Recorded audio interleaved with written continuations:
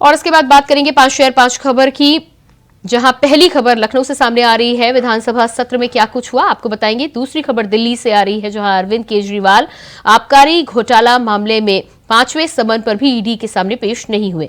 वहीं तीसरी खबर यूसीसी को लेकर है, क्या है मामला आपको बताएंगे। चौथी खबर पर बात करें तो चौथी खबर ज्ञानव्यापी से जुड़ी हुई है।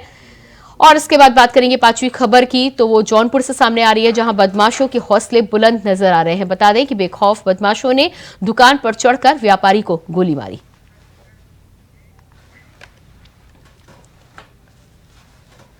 सबसे पहले बात होगी लखनऊ की। लखनऊ में यूपी विधानसभा में सदस्यों ने हंगामा कर दिया, जहां महंगाई, बेरोजगारी, कानून व्यवस्था को लेकर नारेबाजी की जा रही है। तो वहीं यूपी विधानसभा में जय श्री राम के नारे भी गूंजे। आपको बता दें कि एनडीए विधायकों और मंत्रियों ने जय श्री राम के नारे लगाए। तो वहीं विधानसभा की कार्रवाई शुरू होते ही बीजेपी के सभी विधायक और मंत्री जय श्री राम का पटका डालकर सदन में पहुंचे थे।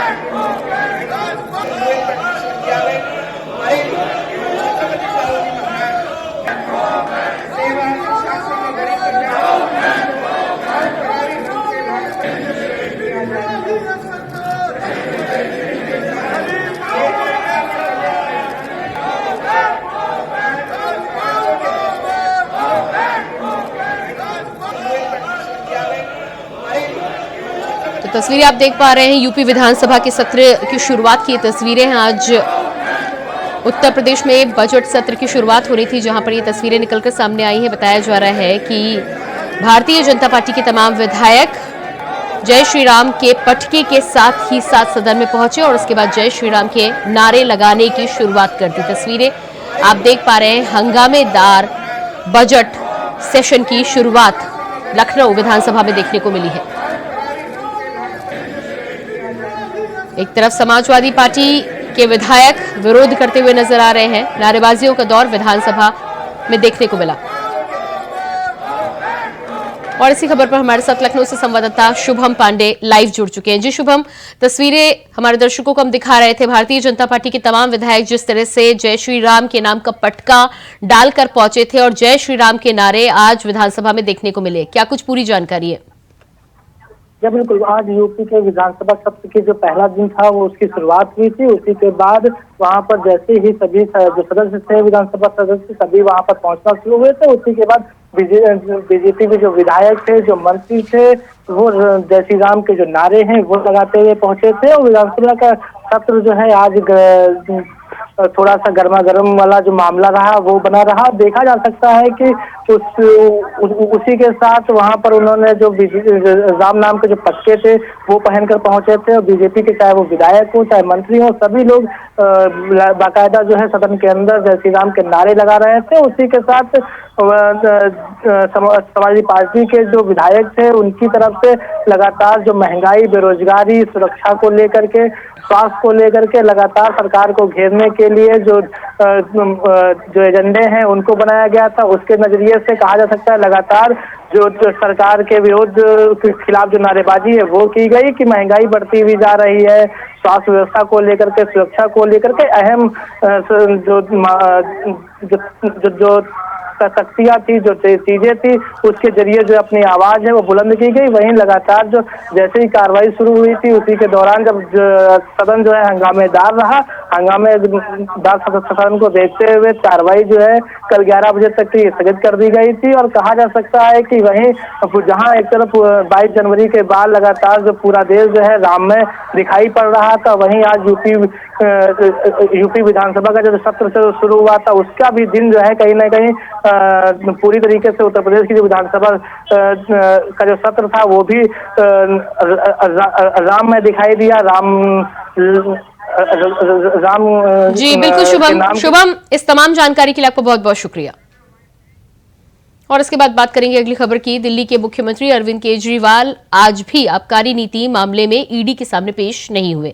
बता दें कि आम आदमी पार्टी की ओर से इस बारे में जानकारी दी गई है। आम आदमी पार्टी में सोशल मीडिया प्लेटफॉर्म के जरिए कहा है कि ईडी का संबंध गैर कानूनी है, इसलिए अरविंद केजरीवाल ईडी के सामने पेश नहीं होंगे।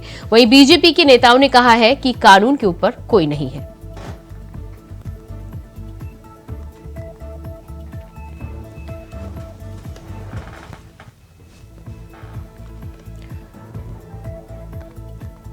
तो आम आदमी पार्टी की तरफ से ईडी के समन को गैर कानूनी बताया गया है। अरविंद केजरीवाल ने समन को गैर कानूनी बताते हुए कहा है कि समन पर वो ईडी के सामने पेश नहीं होंगे क्योंकि लगातार आम आदमी पार्टी की सरकार को तोड़ने की कोशिश की जा रही है। साथ ही साथ उन्होंने ये भी कहा कि अगर कानूनी तरीके से समन भेजा जाएगा तो वो उसे जरूर तामील करेंगे। तो लगातार 5वीं बार दिल्ली के मुख्यमंत्री अरविंद केजरीवाल को समन दिया गया था, लेकिन उसके बावजूद भी अरविंद केजरीवाल शामिल नहीं हुए। और इसी खबर पर हमारे साथ दिल्ली से संवाददाता सादिक खान जुड़ चुके हैं। जी सादिक, जिस तरह से जानकारी निकलकर सामने आ रही, 5वें समन के बाद भी दिल्ली के सीएम अरविंद केजरीवाल ईडी के सामने पेश नहीं हुए और उनका कहना है कि समन गैर कानूनी है। जी बिल्कुल प्रियंका, जिस तरह से एक के बाद एक और अब 5वां समन ईडी ने अरविंद केजरीवाल को भेजा, लेकिन उस समन को अरविंद केजरीवाल आज साफ तौर पर असंवैधानिक बता रहे हैं पूरी तरह से ये समन जो बार बार भेज रहे हैं ईडी, ये गलत है। अरविंद केजरीवाल ने आज प्रेस कॉन्फ्रेंस करते हुए साफ तौर पर कहा कि ये डराने की कोशिश कर रहे हैं, लेकिन हम किसी भी कीमत पर डरेंगे नहीं। आज भी बड़ी संख्या में अरविंद केजरीवाल अपने समर्थकों के साथ भारतीय जनता पार्टी मुख्यालय की तरफ कूच करने पहुंचे थे, लेकिन पुलिस ने उन्हें बीच रास्ते में ही रोक लिए। लेकिन उनका प्रदर्शन बहुत शांतिपूर्ण तरीके से रहा, लेकिन भाजपा पर आरोप प्रत्यारोप का यह दौर यहां पर जारी रहा। जी बिल्कुल। तो जिस तरह से भारतीय जनता के खिलाफ मोर्चा दिल्ली के सीएम अरविंद केजरीवाल ने खोला है, साथ ही साथ समन की बात करें तो ईडी ने 5वां समन दिया था। क्या लगता है आपको इसके बाद एक और समन आ सकता है, लगातार जिस तरह से ईडी की प्रक्रिया रही है अलग अलग राज्यों में? जी बिल्कुल, जिस तरह से एक के बाद एक समन, अभी 5वां समन ईडी ने अरविंद केजरीवाल को भेजा, लेकिन समन को जो है अरविंद केजरीवाल एक्सेप्ट करते हुए यहाँ नजर नहीं आ रहे। साथ ही लगातार ईडी कह रही है कि पूछताछ के लिए अरविंद केजरीवाल को समन भेज रहे हैं, लेकिन अरविंद केजरीवाल 5वें समन के बाद भी ईडी के समक्ष पेश होने के लिए तैयार नहीं है। अब आगे देखना है कि आम आदमी पार्टी आगे जो 6ठे समन का इंतजार कर रही है या ईडी के समक्ष अरविंद केजरीवाल समय से पहुंच जाएंगे। जी बिल्कुल सादिक, इसके अलावा जिस तरह से अलग अलग जगहों पे देखा गया है कि समन पर यदि पेश नहीं होते हैं तो गिरफ्तारी को लेकर भी कई बार खबरें निकलकर सामने आ रही थी। क्या लगता है अगला कदम क्या कुछ होता है? समन का इंतजार किया जाएगा या जिस तरह की कार्रवाई झारखंड में देखने को मिली है, ऐसी कुछ कार्रवाई आने वाले दिनों में दिल्ली में भी देखने को मिल सकती है? जी बिल्कुल, साफ तौर पर प्रियंका, ये जो समन भेजे जा रहे हैं ये उसी तरफ इशारा कर रहे हैं कि किसी भी समय जिस तरह से एक के बाद एक समन भेजा जा रहा है, 5वां समन भेजा जा चुका है, तो कहीं ना कहीं ये कह सकते हैं कि आगे ईडी और सख्त रुख अपना सकती है। शायद अरविंद केजरीवाल की गिरफ्तारी के लिए फिर ईडी कोई अगला ठोस कदम उठा सकती है।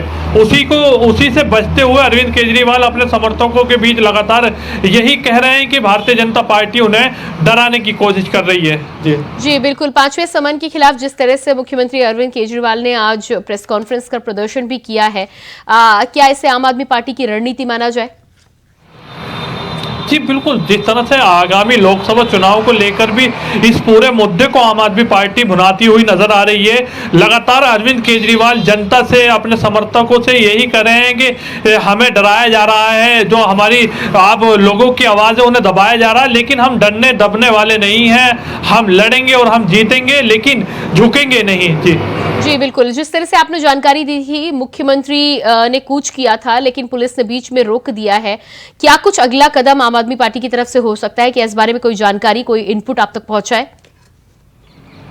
जी बिल्कुल, हमने आज जिस तरह से ये पूरा प्रदर्शन चला था वहाँ पर पंजाब के मुख्यमंत्री भगवंत मान भी मौजूद थे, अरविंद केजरीवाल मौजूद थे, बड़ी संख्या में कार्यकर्ता वहाँ जुटे थे। लेकिन जिस दौरान ये पार्टी मुख्यालय की तरफ इन्होंने भाजपा कूच किया, लेकिन पुलिस ने सुरक्षा के पुख्ता इंतजाम किए थे, लेकिन पुलिस ने उन्हें आगे जाने नहीं दिया। वही हमारी आम आदमी पार्टी के कई सीनियर लीडरों से बात हुई, जिनका साफ तौर पर कहना है कि पार्टी अब एक अहम बैठक, आज जो पार्टी ऑफिस पे इस समय एक बैठक चल रही है जिसमें आगे की रणनीति को लेकर आम आदमी पार्टी नया कोई प्लान तैयार कर रही है। जी बिल्कुल, रणनीति पर चर्चा चल रही है। कार्यकर्ताओं को किस तरह का दिलासा दिया गया है इस समन के बाद में? जी बिल्कुल, अरविंद केजरीवाल ने जिस दौरान आम आदमी पार्टी मुख्यालय से चले थे, उसी दौरान कार्यकर्ताओं से यही संदेश उन्हें दिया था कि हमें प्रदर्शन को शांतिपूर्ण तरीके से हमें रखना है, अपनी बातों को सरकार के समक्ष रखना, लेकिन हमने किसी भी तरह का कोई उपद्रव, कोई बड़ा बयानबाजी, उनसे भी बचना है। तो पार्टी ने जिस तरह से आज का जो प्रदर्शन करा वो बहुत शांतिपूर्ण तरीके से किया। पुलिस ने जहाँ रोका वहीं आम आदमी पार्टी के कार्यकर्ता रुक गए और वापस अपने ही पार्टी कार्यालय के लिए रवाना हो गए। जी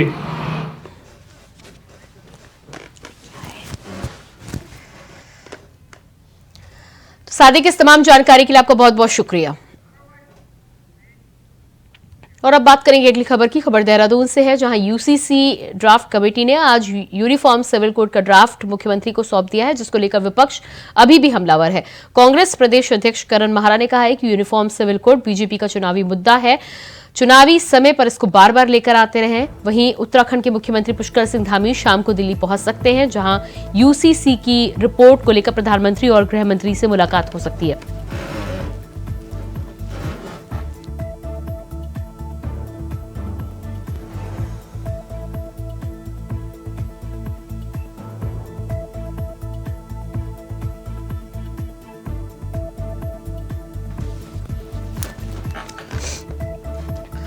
तो कांग्रेस ने बीजेपी पर तंज कसा है यूसीसी को लेकर। जिस तरह से मुख्यमंत्री पुष्कर सिंह धामी ड्राफ्ट को लेकर आने वाले कुछ समय में इसे लागू करने वाले हैं, कानून का रूप उत्तराखंड में बीजेपी यूसीसी को देने वाली है, इस पर कांग्रेस की तरफ से तंज कसा जा रहा है। साफ तौर पर कांग्रेस के प्रदेश अध्यक्ष करण महारा का कहना है कि भारतीय जनता पार्टी के लिए यूसीसी हमेशा से चुनावी मुद्दा रहा है। एक बार फिर से 24 के चुनाव को देखते हुए यूसीसी को लेकर भारतीय जनता पार्टी इसे भुनाने का काम कर रही है।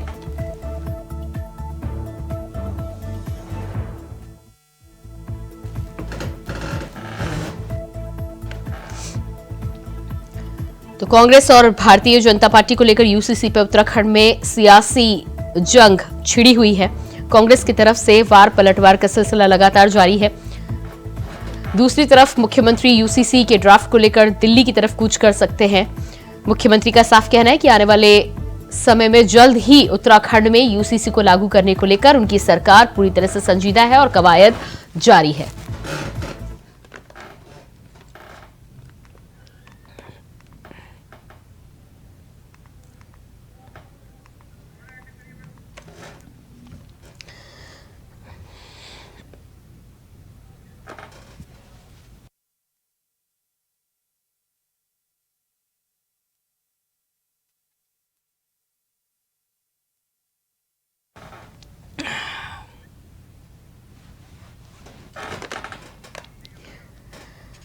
तो उत्तराखंड में यूसीसी को लेकर भारतीय जनता पार्टी और कांग्रेस के बीच में जंग छिड़ी हुई है। भारतीय जनता पार्टी जहां इसे लागू करने को लेकर पूरी तरह से तैयारी कर चुकी है, वहीं कांग्रेस इस पर लगातार भारतीय जनता पार्टी पर सवाल उठा रही है। और इसी खबर पर हमारे साथ देहरादून से संवाददाता अभय कैथुरा फोन लाइन पर जुड़ चुके हैं। जी, लाइव जुड़ चुके हैं। जी अभय, जिस तरह से यूसीसी को लेकर भारतीय जनता पार्टी अब पूरी कवायद कर रही है कि जल्द इसे कानून का रूप दे दिया जाए, लेकिन कांग्रेस इस पर अभी भी सवाल उठा रही है। बिल्कुल, कांग्रेस का कहना यही है कि अब केंद्र का मसौदा है और केंद्र को इसे लागू करना चाहिए, क्योंकि अगर राज्य इसे लागू कर रहा तो ये सिर्फ राज्य की सीमाओं के भीतर तक ही लागू किया जा सकता है, यानी बाहर के दूसरे राज्यों के अगर कोई लोग उत्तराखंड में रहते हैं तो फिर ये उन पर पूरी तरीके से लागू नहीं हो पाएगा। तो ऐसे में ऐसे आधे अधूरे कानून का क्या फायदा जो पूरी जगह लागू नहीं हो सकता है, क्योंकि उत्तराखंड में अब भी कई जातियों के लोग हैं, कई धर्मों के लोग यहाँ पर रहते हैं, कई राज्यों के लोग यहाँ पर अपराधिक रूप में यहाँ पर रहते हैं। तो ऐसे में उनके लिए कानून यहाँ पर लागू नहीं किया जा सकता। इसके अलावा दूसरे कई और ऐसे विसंगतियां इस ड्राफ्ट में है जिसको लेकर बातचीत यहाँ पर होनी चाहिए थी, वो यहाँ पर नहीं हो पाई।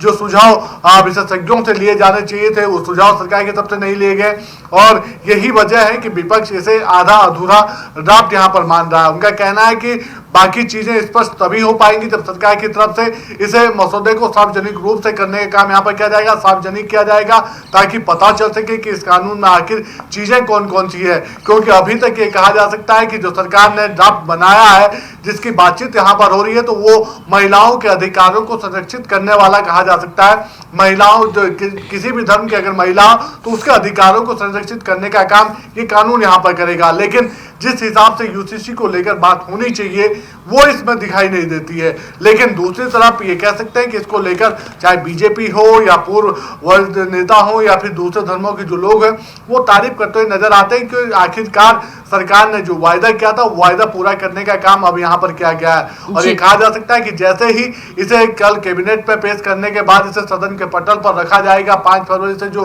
विशेष सत्र आहूत हो रहा है उसमें 6 फरवरी को ये सदन के पटल पर रखा जाएगा और उम्मीद है कि सरकार इसे पास कराने का काम यहाँ पर करेगी, तो वही स्पष्ट हो पाएगा कि कौन कौन से ऐसे प्रावधान इस यूसीसी को लेकर यहाँ पर किए गए हैं जिसको लेकर सभी की निगाहें यहाँ पर टिकी हुई है। लेकिन अभी तक इतना कहा जा सकता है कि मुख्यमंत्री पुष्कर सिंह धामी ने जो जी बिल्कुल अभय इस तमाम जानकारी के लिए बहुत बहुत शुक्रिया आपका। उत्तर प्रदेश के वाराणसी जिला कोर्ट के आदेश के बाद ज्ञानव्यापी परिसर स्थित व्यास जी तहखाने में पूजा पाठ शुरू हो गया है। जिला कोर्ट के आदेश के खिलाफ मस्जिद पक्ष इलाहाबाद हाईकोर्ट पहुंचा था, लेकिन उन्हें यहां से राहत नहीं मिली है। इसके पीछे मुस्लिम पक्ष की चूक बताई जा रही है। चूक यह है कि मुस्लिम पक्ष 17 जनवरी 2024 के आदेश को चुनौती देने के बजाय ज्ञानव्यापी में पूजा रोकने की मांग करने कोर्ट पहुंचा था। इलाहाबाद हाईकोर्ट ने अब मुस्लिम पक्ष से अपनी याचिका में संशोधन करने को कहा है। बता दें कि अब अगली सुनवाई 6 फरवरी को होगी।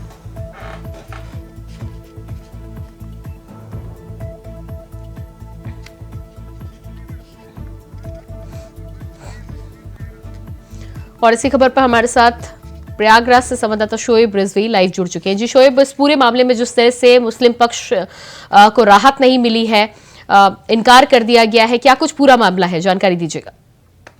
देखिए, दरअसल मुस्लिम पक्ष हालांकि इस मामले में कोर्ट आया था इलाहाबाद हाईकोर्ट में, उसकी प्रेयर की जो व्यास जी के तहखाने में पूजा अर्चना शुरू कर दी गई, जो निचली अदालत के आदेश के बाद शुरू की गई है, उसको चुनौती देने के लिए आया था।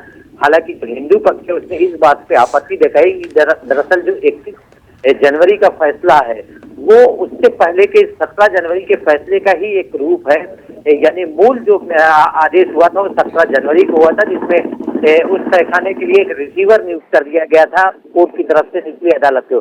तो हिंदू पक्ष की तरफ से ये दलील दी गई कि मूल जो आदेश है 17 जनवरी को, उसको बजाय चैलेंज करने की को चैलेंज किया गया, तो कोर्ट ने कहीं ना कहीं इसको माना और इसीलिए कोर्ट ने 6 फरवरी की तारीख तय की है।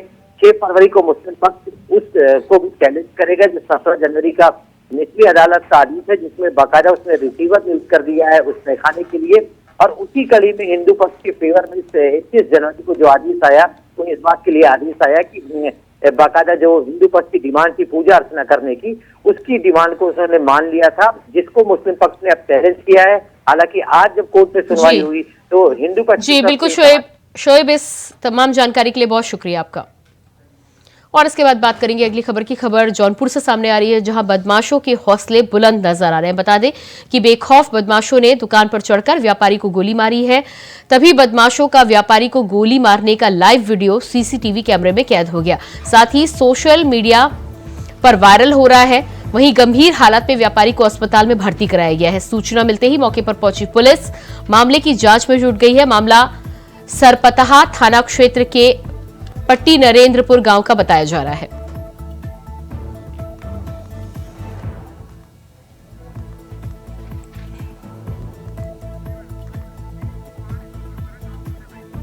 और इसी खबर पर हमारे साथ जौनपुर से संवाददाता विवेक कुमार लाइव जुड़ चुके हैं।